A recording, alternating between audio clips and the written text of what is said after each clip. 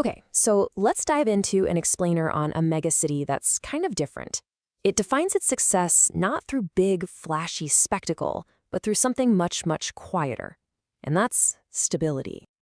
And really, this quote right here, that one idea, is the key to understanding the whole thing. This is a city that grows and functions with this calm, almost quiet efficiency. You know, when you think of a megacity, you probably picture chaos, extremes, maybe a bit of drama. But Toronto? It's built on a totally different foundation, stability. So let's break down exactly how that works and what it really means. So we're starting with this section, the quiet megacity. It's all about an urban model built on function, not flash. And you've got to remember, don't mistake quiet for insignificant. Because beneath all that restraint is one of the most successful, most functional urban systems of our time. So, you might be asking, how did this even happen? How did Toronto get this way? Well, unlike a lot of cities that were born from some sudden dramatic event, like an empire or a conflict, Toronto's real strength comes from its pretty unique history of just being consistent. Yeah, this city just didn't rise fast. Its growth wasn't some big explosion, it wasn't urgent. It followed a completely different, much more deliberate logic. And that logic is summed up perfectly here. It compounded. That's the core concept. Growth wasn't a big bang. It was built carefully, layer by layer, on top of a really stable foundation. So what does compounded growth actually mean in this context?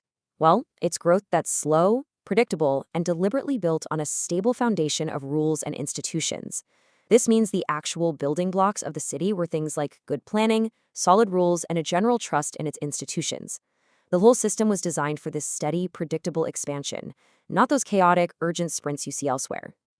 And you can see how this plays out in the way Toronto manages its massive scale. This deliberate approach lets it get huge without feeling chaotic. So the skyline grows up, not out. You get density through high-rise housing. The scale is all managed by policy, and that planning limits the city from breaking up into fragmented pieces. The result? Expansion without constant crisis. Okay, so we've got this stable foundation, right? And it's that very foundation that allows the city to absorb and integrate its primary fuel for growth, which brings us to the diversity engine. This is all about how migration became the structural fuel for the city. Just look at this number. Over 50%, more than half of the entire population was born outside of the country. I mean, the sheer scale of that is just astounding. It makes Toronto one of the most genuinely diverse cities on the entire planet. And this is such a crucial point. Diversity here is not peripheral, it is structural. In other words, this isn't just a nice little feature of the city, it's its core operating system. Migration literally fuels everything: the labor market, innovation, and of course, its incredibly vibrant cultural life. So how does it work? Well, the city is built to absorb all these newcomers, but not by forcing them into some kind of aggressive assimilation, trying to make everyone fit one cultural mold. Instead, it's all about administrative integration, using systems and services to bring people in. It's a model that really favors efficiency over cultural pressure. But, and this is a big but, this super functional, super stable system creates a really intense and defining paradox. Its own success, the very thing that makes it work so well, also generates a massive challenge, which leads us to the stability paradox. Just take a look at this chart. It tells the whole story of the affordability gap. You've got housing costs just skyrocketing, while wage growth, well, it's not keeping up, not even close. Toronto is a powerful economic engine, for sure, but that opportunity comes at a very high price. And right there, that's the core tension. The city generates wealth incredibly efficiently. It's great at that. But it really struggles to distribute comfort evenly.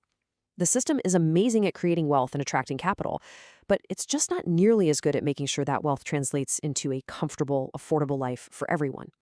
That's why Toronto's inequality is described as subtle. The pressure builds silently, Unlike in some other megacities, you don't see this exclusion in the form of massive, visible slums. Here, it happens much more quietly. It happens through soaring housing prices, restrictive zoning rules, and just an unequal access to opportunity. So this leads to the really big, fundamental question. What happens when a city that works starts pushing people out? How does a city that's so prized for its stability and function deal with the fact that it's becoming unaffordable for the very people who make it run? So, if we're going to summarize the whole foundation of the Toronto model, it really comes down to these three things: governance, integration, and trust. At the end of the day, Toronto shows us that successful megacities aren't always built on spectacle and drama. Sometimes they're built on systems that people can just trust to work, day in and day out. And true to its character, Toronto doesn't pivot dramatically when it faces these challenges. It doesn't do radical overnight change. Instead, it adjusts continuously. It relies on a constant stream of policy tweaks, planning debates, and small incremental reforms to find its way forward. And that leaves us with the final, and maybe the most crucial question of all. It's really the challenge that's going to define Toronto's next chapter. Can the Toronto model, this incredibly stable, functional, and successful urban model, adapt? Can stability coexist with accessibility? Can it evolve to remain open and inclusive for everyone?